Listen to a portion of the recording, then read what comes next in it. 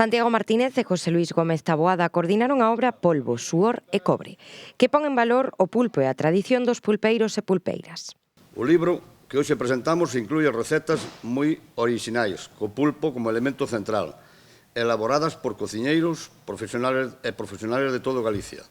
Pero, ademais, tamén inclúe pequenas biografías e imaxes de algúns dos pulpeiros e pulpeiras do Carballiño, aos que todos coñecemos. As recetas están compostas sempre a partir a mecánica ou a temática do libro un polbeiro, pero non escollimos uns polbeiros en xeral, vale? Escollimos polbeiros porque tamén nos temos que estar mentalizados e concienciados contra o edadismo, vale? Que hai na sociedade hoxe en día.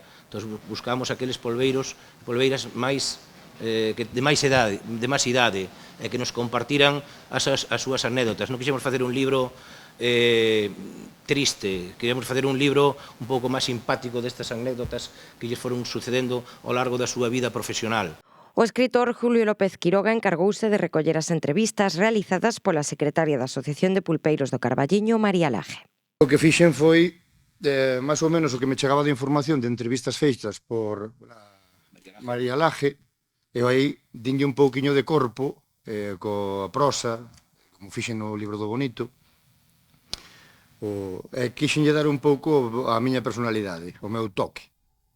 Ao final, claro, non conozco a xente, non conozco o ruso, a Fuchela en paz este, bueno, a familia, non conozco a naide, pero, de alguna maneira, metíme un pouco na vida deles, e hai historias que, bueno, do Conde, bueno, hai mil historias que ahora mesmo non sei de cal é cada un, pero, bueno, de olvidárselles a madeira e ter que ir buscar entre todos por lío ao monte, de as potas de cobre que non había telas que facer nunha pota que facían o guiso, o tema do Torres, do autobús, cando iban todos arriba, coas cacerolas arriba, historias, anécdotas que a min tamén me chegaron, e que, en definitiva, que me encantou facer o libro.